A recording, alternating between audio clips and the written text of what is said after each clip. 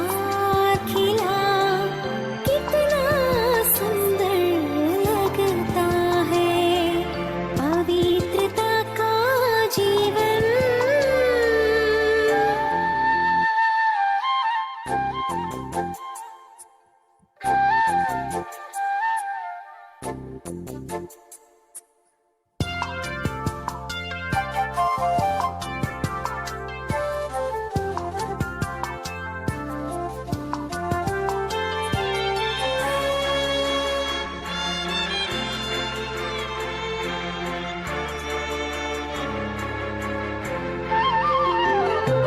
पर्वत से हो कोई मुश्किल, पल में आसान हो जाए।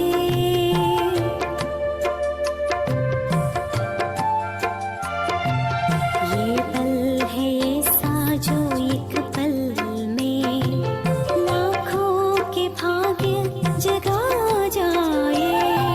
शीतल शीतल किरणें किरणें मन में आनंद भरता है।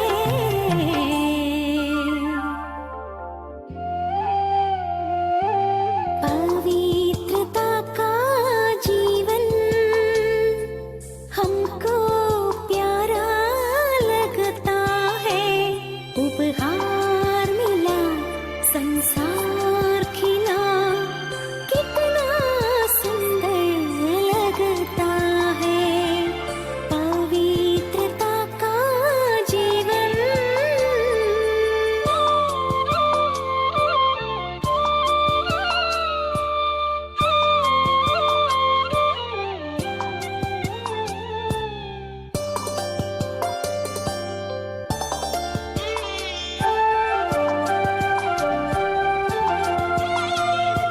इतना सुहाना भाग्य मिला, मिला है हमको प्राणों का प्राण। सांस संकल्प ये तन मन किया है दिल ने सब अर्पण। हुआ है तन मन को पावन करता है।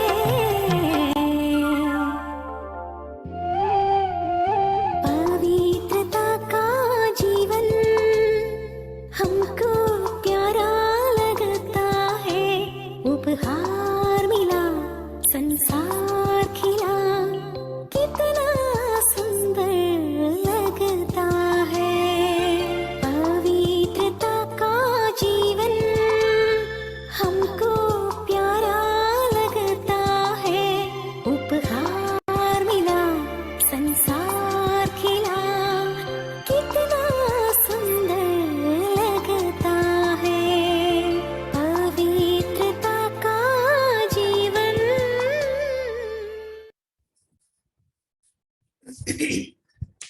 ओम शांति। आज बाबा कहते कि ये पढ़ाई पढ़नी और पढ़ानी है। बाबा कहते जो बच्चे क्लास में ही नहीं आते हैं वो क्या पढ़ेंगे।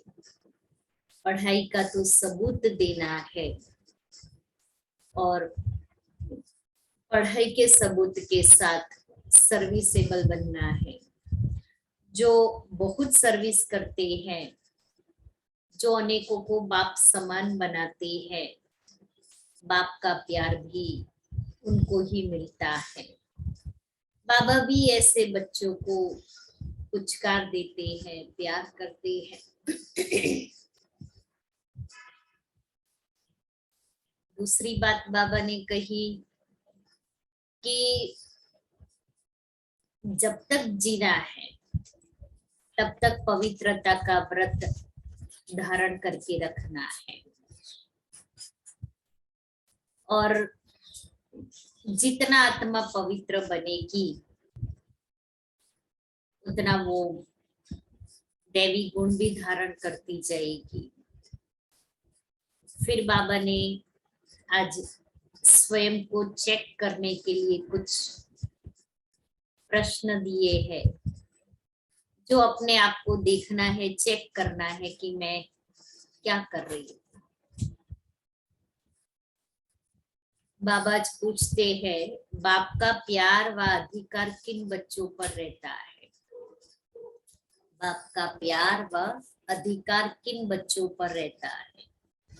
उत्तर है, जो अच्छी रीति पढ़ते और पढ़ाते हैं, सबूत देते हैं, उन पर बाप का सबसे अधिक प्यार रहता है।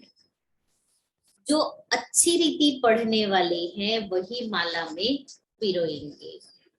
दूसरा प्रश्न है, भविष्य देव पद प्राप्त करने के लिए अपनी कौन सी जांच करनी है?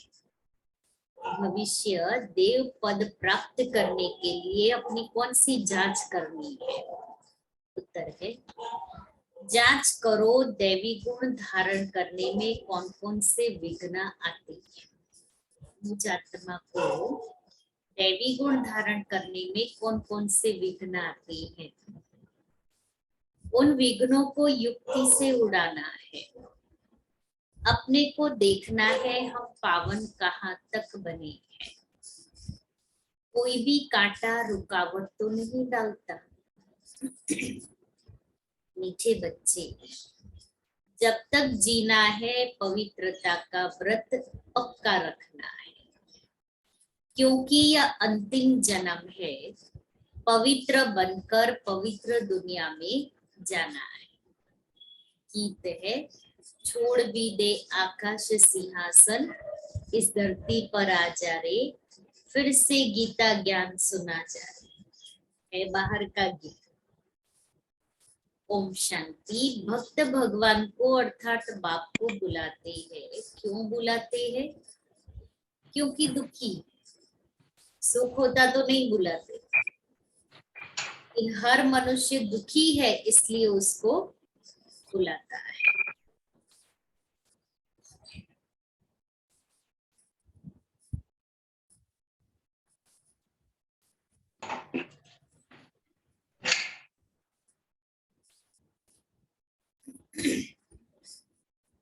यह भी तुम समझते हो कि दुख के बाद सुख जरूर आना है।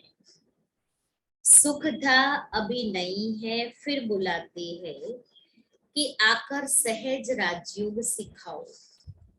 सिखलाने वाला जरूर बाप चाहिए। बाप समझाते हैं, जैसे तुम आत्मा गर्भ में आकर शरीर लेती हो, ऐसे मैं नहीं लेता हूँ। मुझे तो पतितों को पावन बनाना है, इसलिए मुझे बड़ा शरीर चाहिए। मुझे आना ही है पावन बनाने। माया रावण ने तुमको पतित बनाया है, इसलिए अब ये 5 विकार दान में दे दो तो ग्रहण छूट जाए। पहला मुख्य है देह अभिमान। अपने को अब देही अभिमानी समझो। मैं इस देह में रहने वाली आत्माओं से बात करता हूँ, उन्हों को ज्ञान देता। बाबा कहते कैसे कैसे मुझे आत्मा को देखना है कि जैसे शिव बाबा ने कहा कि मैं इनमें आकर के तुमको ज्ञान देता हूँ, तो मैं आत्माओं को देखता हूँ। देह में रहने वाली आत्मा को बाबा देखते हैं। ऐसे ही बाबा कहता है तुम भी देह को देखते आत्मा को देखो। 5000 वर्ष पहले भी ये ज्ञान सुनाया था, राजयोग सिखलाया था, कल्प कल्प सिखलाता हूँ। आने से ही हमारा पतितों को पावन बनाने का धंधा ठहरा। बाप का पाठ है आकर बच्चों को पावन बनाना। तुम जानते हो हम सो देवता पावन थे, फिर पावन बनना है। दैवी गुण धारण करने हैं। भविष्य में तुम सूर्यवंशी, चंद्रवंशी, प्रिंस प्रिंसेस बनने वाले हो।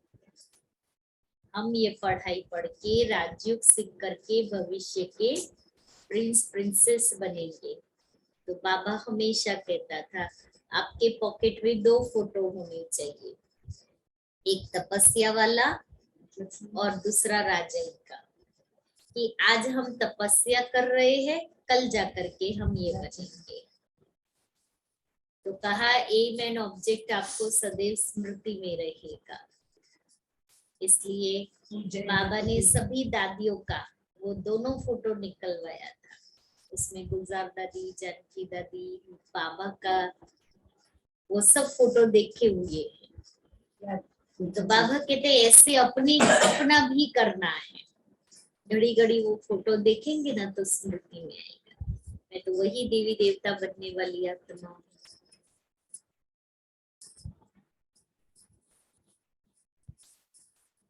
यह नॉलेज है ही भविष्य प्रिंस प्रिंसेस बनने की।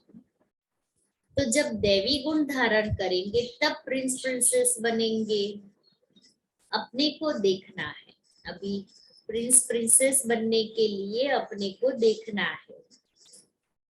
मैं धारणा करता हूँ, क्या क्या विघ्न आते हैं, धारणा करने में क्या क्या विघ्न आते हैं, युक्ति से उन विघ्नों को उड़ाना है। बाप की याद से ही कर्मातीत अवस्था को पाना है। प्रिंस प्रिंसेस बनना है, दैवी गुणों को धारण करना है, विघ्नों को खत्म करना है, याद से कर्मातीत बनना है। विघ्नों को खत्म करने के लिए मैं निर्विघ्न आत्मा हूँ। बाबा मुझे विजयी भव का तिलक लगा रहे हैं अमृत वेले उठे तब। और कर्मातीत के लिए अब घर जाना है, मुझे बाबा लेने आए हैं। दादी प्रकाश मणि जी का यही मंत्र था, कर्मातीत बनना है, निमित्त निर्माण निर्माण और निर्मल वाणी, ये दादी का मंत्र था। कर्मातीत बनना है, अब घर जाना बड़ी दीदी कहती थी। ये तो निमित्त, निर्माण और निर्मल वाणी।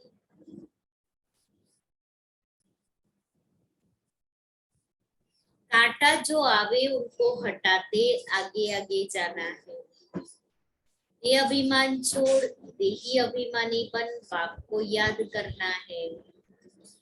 जितना याद करेंगे उतना रास्ता साफ होता जाएगा। गृहस्थ व्यवहार में रहते कमल फूल समान बनना है। विकार में कभी नहीं जाना, मूल बात है ही विकार। विकार में जाना बंद करना है। भल कितने भी विघ्न आए परंतु पवित्र जरूर बनना है। जास्ती विघ्न स्त्रियों पर आते हैं। वह चाहती हैं हम पवित्र रहे, कृष्णपुरी में जाना चाहती है। कृष्ण जयंती पर बहुत प्रेम से श्री कृष्ण को झुलाती है, व्रत करती है, पूजा करती है, व्रत आदि रखती है। देखा ना, इस जन्माष्टमी के दिन तो कितना धूमधाम से सारी दुनिया मनाती है। कोई कहीं भी होगा, लेकिन अपने घर में भी छोटा सा भी सेलिब्रेशन जरूर करेंगे। तो एक यही ऐसा त्योहार है जो घर घर में सेलिब्रेशन होता है। बाकी सब त्योहार भी होते हैं, लेकिन क्योंकि ब्रह्मा की आत्मा ने इतना पुरुषार्थ किया, सबको इतना प्यार किया, क्योंकि प्रजा पिता है, तो वो सारी प्रजा का पिता है, ग्रेट ग्रेट ग्रैंडफादर है। धर्म पिताओं का भी पिता शिव बाबा। लेकिन शिव बाबा एक सत्य देवी देवता धर्म की स्थापना ब्रह्मा से कराते हैं। और साकार में चाहे सम्मुख है चाहे सम्मुख नहीं है, लेकिन सभी बच्चों को एक जैसा प्यार दिया, सकाश दी, आह्वान किया, उनके दुख दूर किए। तो वो प्यार पालना जो बच्चों को दी, उसका ही यादगार कृष्ण के रूप में सारी दुनिया उसको प्यार करती है, संपूर्ण है। वह तो है सिर्फ 7 दिन का व्रत। नेम बाप कहते हैं कि अभी तुम यह व्रत रखो। कौन सा व्रत? कि विकार में कभी नहीं जाएंगे। जब तक जीना है तब तक पवित्रता का व्रत रखना है। तुम जानते हो इस पुरानी दुनिया में अब यह हमारा अंतिम जन्म है। न सिर्फ हमारा बल्कि सारी दुनिया का अंतिम जन्म है, क्योंकि सारी नई पुरानी से नई होनी है। तुम तो समझते हो कि अब हम पवित्र दुनिया में जाते हैं। दूसरा जन्म हमारा पवित्र दुनिया में होगा, इस दुनिया में नहीं होगा। इसलिए हम पवित्र दुनिया में जाने के लिए यही पुरुषार्थ करना है। बाबा अभी हम इस दुनिया में हमें नया जन्म नहीं लेना है, अभी हम अपनी नई दुनिया में नया जन्म लेंगे। तो कर्मातीत अवस्था बनाएंगे तो नई दुनिया में जन्म लेंगे। वह हठयोगी सन्यासी को इस विचार से पवित्र नहीं बनते कि यह हमारा अंतिम जन्म है। यहाँ तो मेहनत है। साथ में रहते हुए भी कभी विकार में नहीं जाना है। दोनों को व्रत लेना है। अबलाओं पर कितने अत्याचार होते हैं, वही पुकारती है। पुरुष कभी नहीं पुकारते कि प्रभु लाज रखना, नंगन होने से बचाओ। यह माताओं की पुकार है। माताएं बाप को पुकारती है कि हे बाबा मुझे नंगन होने से बचाओ। ये वही गीता भागवत वाली बातें है, सिर्फ नाम भूल से श्री कृष्ण का लगा दिया है। श्री कृष्ण तो पतित पावन है नहीं, पतित पावन तो एक ही बाप है। तुम समझते हो कि पवित्र बनने के लिए मारे भी खानी पड़ती है। हमारी सब दादियों ने कितनी मार खाई, कितने बंधन थे। गुलजार दादी की लौकिक मधर, ऑलराउंडर दादी, दादी जानकी जी, फिर गंगे दादी, ऐसी बहुत सारी दादियां हैं जिन्होंने पवित्रता के लिए मार खाई।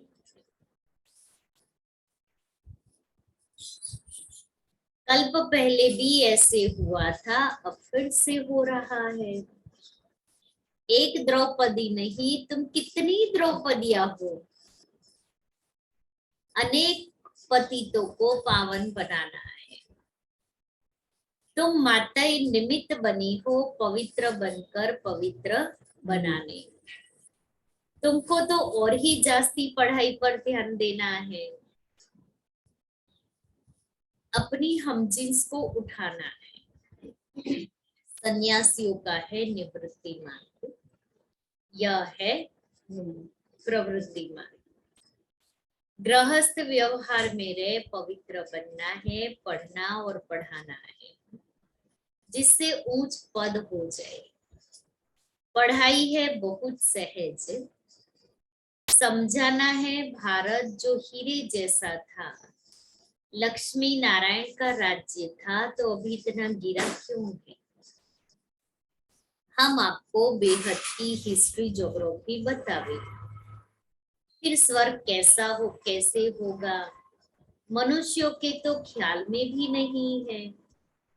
ये किसको पता नहीं कि लक्ष्मी नारायण जो पूज्य थे वही पुजारी बने हैं। आप ही पूज्य, यह परमात्मा के लिए नहीं है। ये किसको पता नहीं है कि जो पूज्य थे वही पुजारी तमो प्रधान बने हैं। पूज्य थे, जरूर पुनर्जन्म लिया होगा। बाप बैठ समझाते हैं, सत्युग में जो आते हैं उनको पुनर्जन्म लेना है। हम सूर्यवंशी फिर चंद्रवंशी बने, अब ब्राह्मण वंशी बनते हैं, फिर देवता वंशी बनेंगे। जैसे इनको बाप ने अडॉप्ट कर ब्रह्मा बनाया है। कोई पूछे तुम कैसे बने, तुम कैसे बने? जैसे शिव बाबा ने इनको तो एडॉप्ट करके ब्रह्मा बनाया, हम कैसे बने? हम ब्राह्मण कैसे बने? हमें भी बाबा ने अडॉप्ट किया। कैसे अडॉप्ट किया? ज्ञान दे। ब्रह्मा के मुख द्वारा हमें अडॉप्ट किया। बोलो, ब्रह्मा के मुख से परमपिता परमात्मा ने हमको अपना बनाया है। बाप ही पतितों को पावन बनाते हैं। अभी हम प्रतिज्ञा करते हैं पवित्रता की। बाप को याद करने से ही हम पावन बनते हैं। बाप कृपा करेंगे, करेंगे।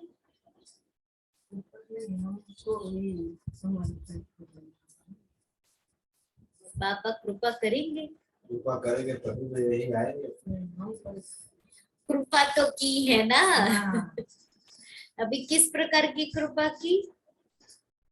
परम धाम से पतित दुनिया में पतित शरीर में आए हैं शिव बाबा, तो वो हमारे पर कृपा ही हुई ना। बाप कहते हैं अब मैं आया हूँ, जो सिखलाता हूँ बस सीखो।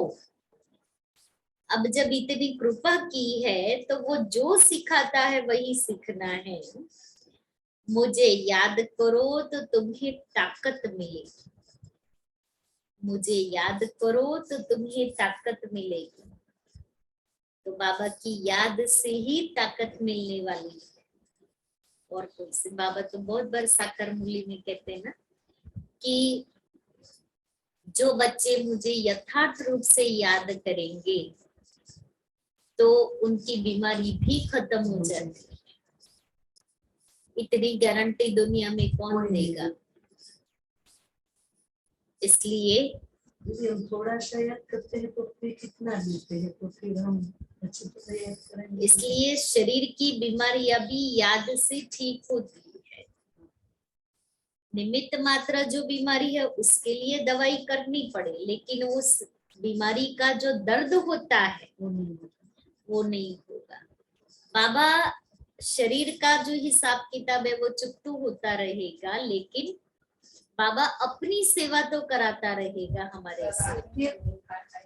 फिर हम याद करेंगे तो थोड़ा विकर्म विनाश तो इससे हमारी सारी दादियाँ, बड़ी दादी को हो, प्रकाशमणि दादी, गुलजार दादी या जानकी दादी को हो, शांतामणि दादी, उनको तो कि वो भी बीमार रहे तो डॉक्टर सुनाते थे एक बार कि दादी ग्लोबल में थे, ग्लोबल हॉस्पिटल में शांतामणि दादी। तो कहा दादी की ट्रीटमेंट चल रही थी, हम दादी को इंजेक्शन देने आए या और भी ट्रीटमेंट करने आए। दादी का चेहरा देखो आप। कहा उनको कहीं पेन है या वो बीमार है, वो चेहरे से लगता ही नहीं था। गुलजार दादी को भी बाबा बोलते, वो डॉक्टर भी बोलते, इतनी शांत मूर्त। ये है जो बाबा ने कहा ना, योग से ठीक होता है। योग में बाबा ताकत देता है। ये शांतामणि दादी लौकिक में मम्मा की मौसी की बेटी, माना मम्मा की बहन थी। जब ज्ञान में आए तो मम्मा की माँ, मम्मा की छोटी बहन, मम्मा की दोनों मौसी, वो सब ज्ञान में आ गए थे। मम्मा की बिल्कुल प्रतिमूर्ति शांतामणि दादी, उनका आवाज भी मम्मा जैसा, उनकी आंखें भी मम्मा जैसी, और इतनी शांत गंभीर मूर्त। बिल्कुल मम्मा को उन्होंने अपने जीवन में फॉलो किया था, अपने में साक्षात किया था। और मम्मा की कहानी इतने प्यार से शांतामणि दादी सुनाती थी। मनोहर दादी बाबा की जीवन कहानी सुनाती थी तो मनोहर दादी के मुख से बाबा की जीवन कहानी सुनना माना आप समझो कि आप खुद वहां पहुंच गए। और मम्मा की जीवन कहानी शांतामणि दादी सुनाती थी कि मम्मा क्या थी, क्योंकि मम्मा को बचपन से देखा, लौकिक में भी थे ना। और गुलजार दादी बाबा के साथ के छोटे छोटे वो अनुभव जो 14 साल बाबा के साथ रहे, वो भी गुलजार दादी कहानी के रूप में इतना अच्छा सुनाते थे कि गुलजार दादी का क्लास हो ना तो 2 घंटा भी चले ना तभी भी कोई हिलता नहीं। पहले लेते ही थे ना क्लास की, बाबा आने वाले थे, सभी गुजरात से। हाँ नहीं, लेकिन जब बठिया होती अच्छा, थी हाँ। और दादिया जो क्लास कराती थी ना, वो उस समय की बात है। नहीं तो जानकी दादी का और गुलजार दादी का क्लास पहले होता होता ही ही, लेकिन वो क्लास एक जनरल हो जाता हाँ। है। जब दादिया बच्चियों में क्लास कराते हैं वो क्लास अलग होता है। तो दादी प्रकाश मणि जी धारणा की क्लास कराती थी, दादी जानकी कायदे की क्लास कराती थी, और दादी गुलजार वो बाबा की बहुत अच्छे अनुभव सुनाते थे। तो ये दादियों ने प्रैक्टिकल जो बाबा की पालना ली और वो अनुभव किया जो बाबा ने सुनाया अभी। मम्मा को ऐसे ही बोलता था ना कि वो खड़ी थी तो सब देखने के लिए, मैं इतने मम्मा बहुत सुंदर थी बचपन से, बहुत सुंदर। स्कूल में जाती थी तो और सब मम्मा लाइन हो के जाती। बाल जो फोटो में हम देखते हैं ना, शुरू से ऐसे थे, लंबे काले घने।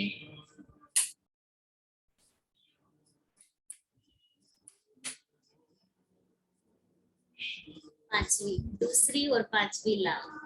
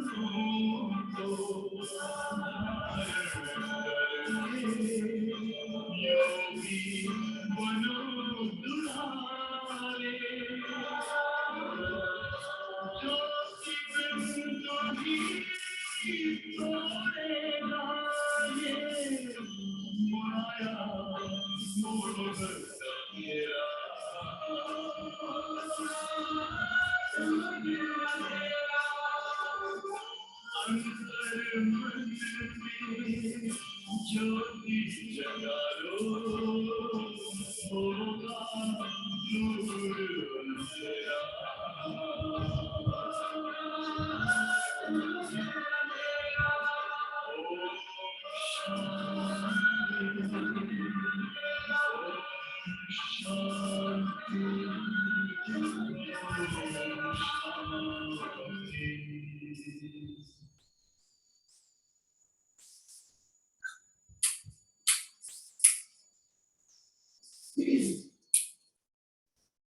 शांति।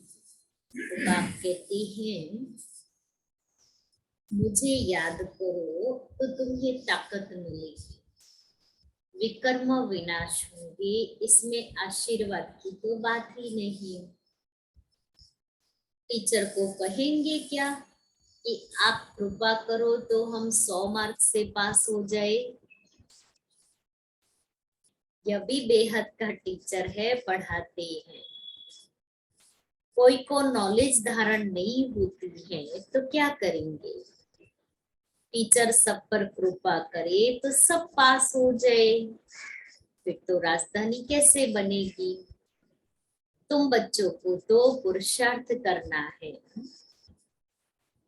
फॉलो करो माँ बाप को, बाप को याद करो, और कोई उपाय है नहीं। नहीं तो बाप को पुकारते क्यों हो?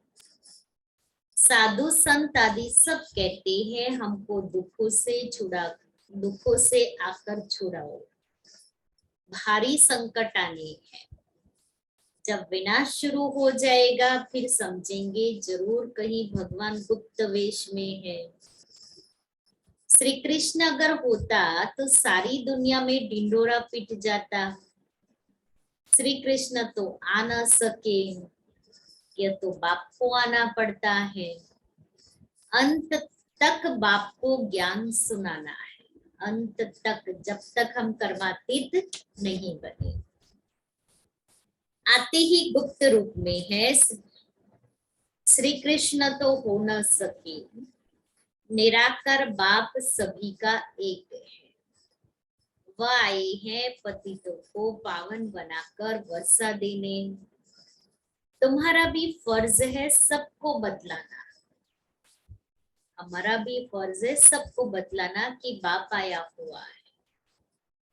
पूछना है परमपिता परमात्मा से तुम्हारा क्या संबंध है?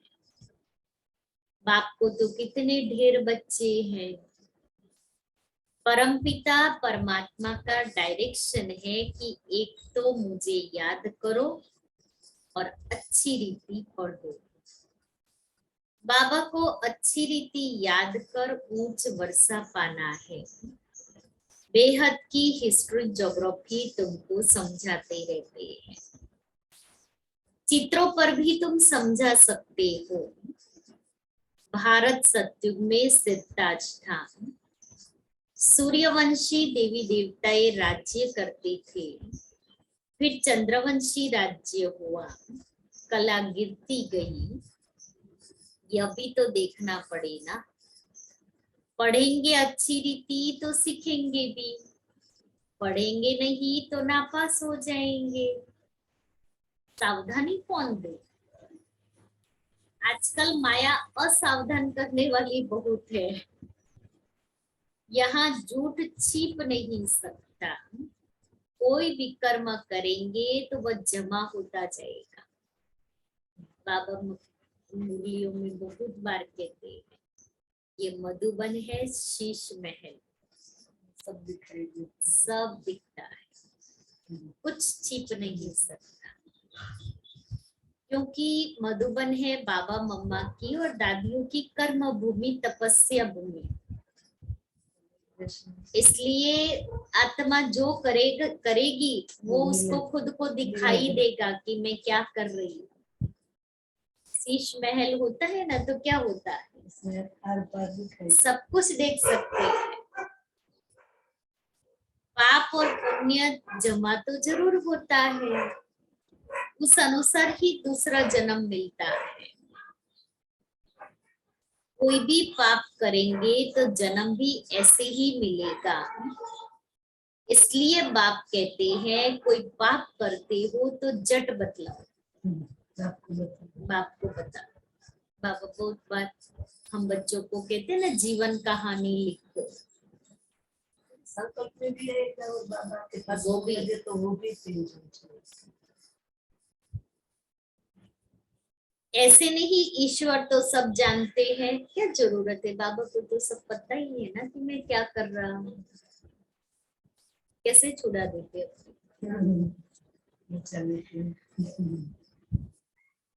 बाप को बतलाना पड़े। इस जन्म में जो पाप कर्म किए हैं वह आत्मा जानती है। सब कुछ याद रहता है कि हमने क्या क्या काम किए हैं। बाप दादा को बतलाओ कि हमने क्या क्या किया। मुख्य बात है विकार की। चोरी करना, ठगी करना, वह तो छोटी छोटी बातें हैं। चोरी करना, ठगी करना, खून करना और चौथा चोरी करना, तीसरी क्या? खून करना। इस पर एक खून करना, एक अव्यक्त मुरली चली है इसके ऊपर कि हम चोरी कौन सी करते, हम ठगी कौन सी करते हैं, हम खून कौन सा करते हैं। और एक चौथी बात, 4 बात बाबा ने बताई है, अव्यक्त मुरली है उसकी। इतनी डेप्थ वाली वो मुरली है, जैसे कहो कि हमारा खुद का MRI हम कर सकते हैं, ऐसी वो मुरली सुनाएंगे ना।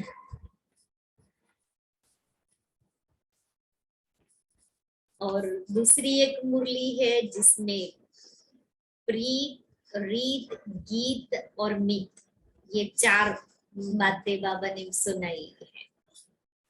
फिर बाबा व्यक्त हुए उसी सीजन, उसी साल में बाबा ने 7 बातें छोड़ना है और 7 बातें धारण करनी है।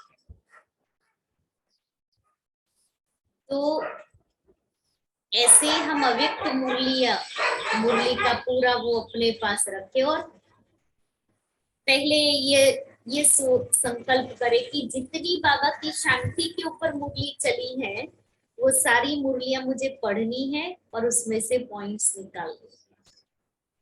फिर बाबा की जितनी भी तपस्या के ऊपर मुरली चली है उसकी पॉइंट्स निकालनी है। जितनी फरिश्ता के ऊपर मुरलियां व्यक्त चली है उसकी पॉइंट्स निकालनी माना लिखनी है।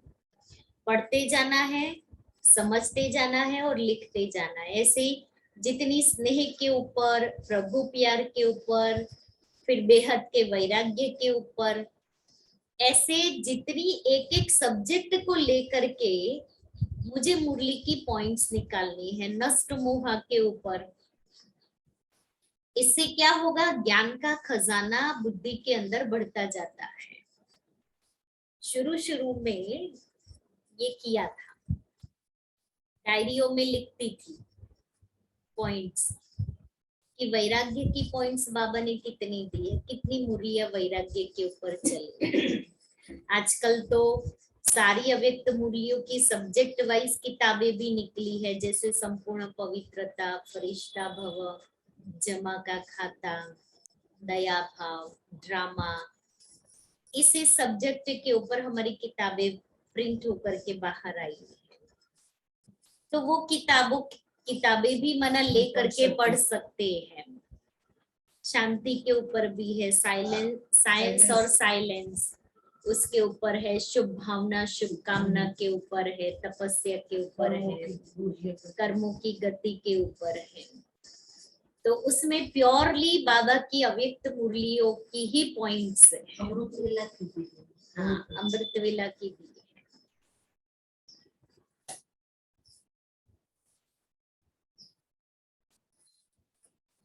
तो बाबा कहते हैं चोरी ठगी करना वह तो छोटी छोटी बातें हैं, मुख्य है विकार की बात। काम महाशत्रु है। विकार में जाने वाले को ही पतित कहा जाता है। इन विकारों पर पहले जीत पानी है। तुम्हारा दुश्मन ही रावण है जो पतित बनाते हैं। अब पावन बनने के लिए बाप को याद करो। बाप का बनकर और फिर विकार में गिरे तो चोट बहुत लगेगी। पहले तो देहाभिमान छोड़ना है, फिर काम महाशत्रु है, सारी युद्ध है इस पर। तो ये सब बातें समझकर फिर औरों को समझानी है। बाबा पूछेंगे तुमने कितनों को सच्ची गीता व सत्यनारायण की कथा, अमर कथा सुनाई? पाप आत्माएं तो ढेर की ढेर है। तो यह भी पोता में बताओ, तब समझे तुम ब्राह्मण बने। कितनों को आप समान बनाया है। यह है सहज राजयोग की बातें, बाप का परिचय देना है। दुनिया में यह तो कोई जानते नहीं है। बाप के पास बहुतों के सर्टिफिकेट भी आते हैं, लिखते हैं फलाने ने ऐसा समझाया, वही गुरु गुरु निमित्त बना स्वर्ग का मालिक बनाने। तो भी आप सोचो, हमारा गुरु कौन बना जो मुझे बाबा का बनाया? कौन निमित्त बना मेरे लिए? बाबा ने किसको निमित्त बनाया? नहीं, मैं कोर्स करने आई, मैं बाबा की बनी, तो मुझे यहाँ तक लाने के लिए कौन निमित्त बना?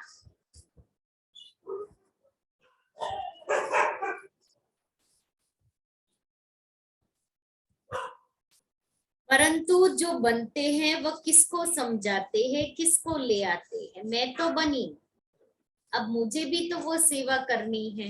मुझे जो मिला वो दूसरों को देना है, दूसरों को बाप का बनाना है। ले तो आना है ना, जिसको निश्चय होगा फट से कहेंगे पहले बाप की गोद तो ले ले वे। क्रिश्चियन में बच्चा पैदा होता है तो क्रिश्चियनाइज कराते हैं। हम भी तो ईश्वर की गोद का बच्चा बने, सतगुरु की गोद तो ले, गोद ली, बाप से मिले, तो यह हमारा वर्षा हो गया। ऐसे मस्त कोई मुश्किल निकलते हैं जो बाप की गोद लेते हैं। समझाना तो है ना, आगे चल अच्छी रीति समझेंगे। तुम्हारे में ये ताकत भरेगी, फिर बाप से मिलने बिगड़ ठहर नहीं सकेंगे, एकदम भागेंगे। ये माँ बाप भी है, टीचर भी है, फिर गुरु भी है। माँ बाप की गोद तो ले लो, गुरु के पास जाते हैं, परंतु वह तो कोई स्वर्ग की बादशाही देते नहीं है। बादशाही बाप से ही मिलती है। बाप ही टीचर गुरु भी है, तो क्यों नहीं तीनों से वर्षा लेवे? यह वंडर है ना। श्री कृष्ण के लिए थोड़ी कहेंगे वह बाप टीचर गुरु था, वह तो छोटा प्रिंस है। यहाँ तुम बच्चों की बुद्धि में है कि यह बाप भी है, शिक्षक भी है और गुरु भी है। इनका कोई बाप शिक्षक गुरु नहीं, शिव बाबा का। उनको भगवान नहीं कह, सॉरी, श्री कृष्ण के तो माँ बाप थे ना।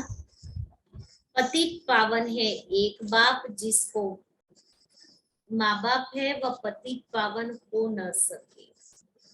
उनको भगवान कह न सके। भगवान का कोई माँ बाप नहीं, गॉड फादर का कोई फादर हो नहीं सकता। गॉड फादर को ही पतित पावन लिबरेटर कहा जाता है। उन्हें लिबरेट करने वाला कोई नहीं है, यह बाप का ही काम है। मनुष्य को भगवान कह नहीं सकते। ब्रह्मा विष्णु शंकर को भी रचने वाला वह बाप रचयिता है। ऊंच से ऊंच भगवान गाया जाता है, वह हम सब का बाप है। श्री कृष्ण को सभी का बाप थोड़ी कहेंगे। हम एक निराकार बाप के सब बच्चे हैं। वही नई दुनिया का रचयिता है।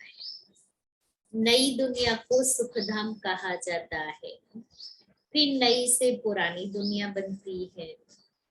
रावण राज्य है ना। रावण को जलाते भी है, परंतु समझते कुछ भी नहीं। त्योहार जो भी मनाते हैं उसका अर्थ भी समझते नहीं है। बाप समझाते हैं तुम्हारा यह बहुत जन्मों के अंत का अंतिम जन्म है। रावण का भी अभी अंत है, फिर सत्युग में थोड़ी ही बनाएंगे। ये दुश्मन किस प्रकार का है जिसको जलाते ही रहते हैं? इसका जन्म कब हुआ किसको पता नहीं। शिव जयंती मनाते हैं तो रावण जयंती भी मनावे ना। इसकी कोई चिंता नहीं। समझते कुछ भी नहीं, तुमको समझाया जाता है, यह है डिटेल की बातें। यह भी बुद्धि में धारण करनी पड़े। क्लास में ही नहीं आएंगे तो क्या पढ़ेंगे? पढ़ेंगे पढ़ाएंगे नहीं तो क्या पद पाएंगे? बच्चा वही अच्छा जो पढ़कर पढ़ावे। सबूत दे। बच्चे तो सब हैं। समझना चाहिए हम बहुत सर्विस करेंगे, बहुतों को आप समान बनाएंगे तो बाबा का अच्छा प्यार रहेगा। बाप तो पुचकार देते रहते हैं, बच्चे अच्छी रीति पढ़ो। तोता भी एक पढ़ने वाला होता है जिसे कंठी होती है। यहाँ भी ऐसे है जो अच्छी रीति पढ़ेंगे वही कंठी में पिरोएंगे, माला में। पढ़ते ही नहीं तो जैसे जंगली है, वह विजय माला में आ न सके। तोता दो प्रकार का होता है, एक कंठी वाला और दूसरा जैसे पढ़ने वो सिर्फ रिपीट करने वाला जो होता है ना, वो। यह पढ़ते ही नहीं तो जैसे जंगली है, वह विजय माला में आ न सके। तुम बच्चों को तो अच्छी रीति पढ़ना और पढ़ाना है। यह है सच्ची कथा जो सच्चा बाप ही सुनाते हैं। सचखंड की स्थापना करते हैं। लक्ष्मी नारायण के राज्य में झूठ कभी बोलते नहीं। अच्छा, मीठे मीठे सिकिले दे बच्चों प्रति माता पिता बाप दादा का याद प्यार और गुड मॉर्निंग। रूहानी बाप की रूहानी बच्चों को नमस्ते। हम रूहानी बच्चों की रूहानी बाप दादा को याद प्यार गुड मॉर्निंग और नमस्ते। धारणा के लिए मुख्य सार है, गृहस्थ व्यवहार में रहते हुए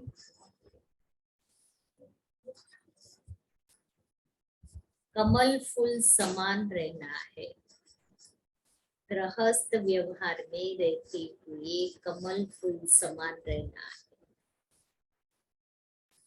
जब तक जीना है पवित्रता का व्रत जरूर रखना है। जब तक जीना है पवित्रता का व्रत जरूर रखना है।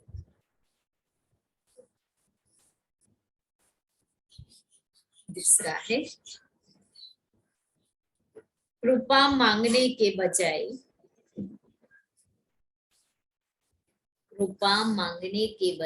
माता पिता को फॉलो करना है।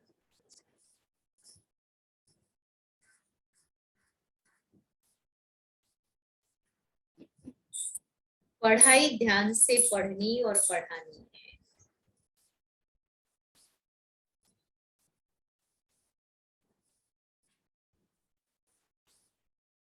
वरदान है, कर्म और योग के बैलेंस द्वारा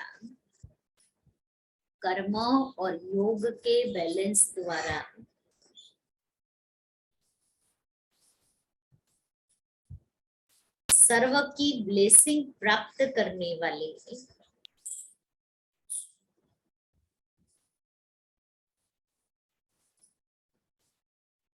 सहज सफलता मूर्त भव। कर्म में योग और योग में कर्म, ऐसा कर्म योगी अर्थात श्रेष्ठ स्मृति, श्रेष्ठ स्थिति और श्रेष्ठ वायुमंडल बनाने वाला सर्व की दुआओं का अधिकारी बन जाता है। कर्म में योग और योग में कर्म, अर्थात श्रेष्ठ स्मृति, स्थिति और वायुमंडल। कर्म और योग के बैलेंस से हर कर्म में बाप द्वारा ब्लेसिंग तो मिलती ही है, कर्म में योग है, अर्थात कर्म करते बाबा की याद है तो बाबा की ब्लेसिंग है ही। लेकिन जिसके भी संबंध संपर्क में आते हैं उनसे भी दुआएं मिलती, सब उसे अच्छा मानते हैं, या अच्छा मानना ही दुआएं है, क्योंकि बाबा की याद में वो कर्म करेगा, इसलिए उसके कर्म अच्छे ही होंगे। और जब अच्छे कर्म होंगे तो दूसरों की दुआएं भी मिलेगी, शुभ भावना और शुभकामना होगी। तो जहां दुआएं हैं वहां सहयोग है, अंडरलाइन करें, जहां दुआएं हैं वहां सहयोग है। और ये दुआएं व सहयोग ही सफलता मूर्त बना देता है। स्लोगन है, सदा खुश रहना और खुशियों का खजाना बांटते रहना, यही सच्ची सेवा है।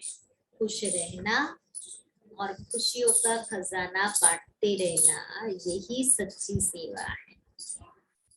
आज का स्वमान है, मैं लवफुल हूँ।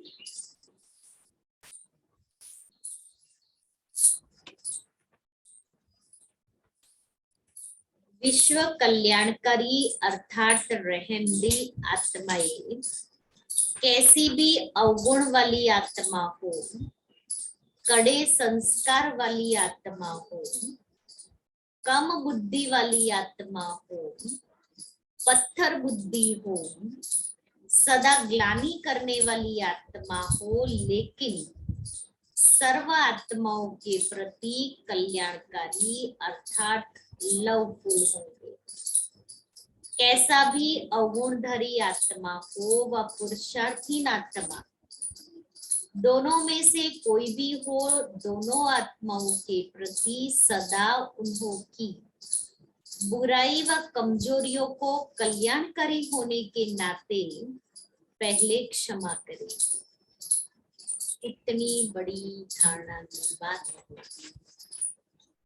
कैसी भी आत्मा हो, लेकिन हमारी कल्याणकारी भावना हो, लव। आज के अव्यक्त इशारे, जितने भी ब्राह्मण हैं, हर एक ब्राह्मण चैतन्य शालिग्राम का मंदिर है, चैतन्य शक्ति मंदिर है। ऐसे मंदिर समझते हुए इनको शुद्ध पवित्र बनाओ। अभी के पुरुषार्थ के समय प्रमाण व विश्व के संपन्न परिवर्तन के समय प्रमाण, इस समय कोई भी कर्मेंद्रिय द्वारा प्रकृति व विकारों के वशीभूत नहीं होता है। समय के प्रमाण परिवर्तन का समय चल रहा है।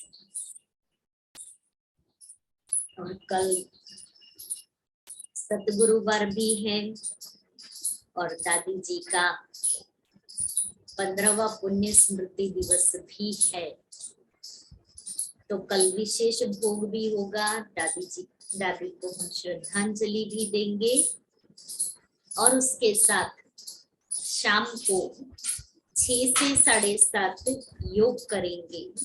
6 से 6:30 दादी की विशेषताएं सुनेंगे, दादी क्या थी, और फिर 6:30 से 7:30 हम योग करेंगे। तो सतगुरुवार भी है, शाम को भी आ जाना। और भोग के शाम को जो क्लास चलेगा और योग होगा, या तो 5:30 से 6 बजे तक भोग देंगे और उसके बाद में 7:30 बजे के बाद, उसके बीच में 6 से 7:30 के बीच में आओ, योग क्लास करो, योग करो, लेकिन बीच से उठ करके जाए और भोग देवे, क्योंकि कंटिन्यूटी सब डिस्टर्ब होते हैं। जो योग कर रहे हैं उनको भी डिस्टरबेंस होती है, इसलिए 5:30 6 बजे से पहले और 7:30 के बाद। तो कल 6 से 7:30 हमारा क्लास रहेगा। योग और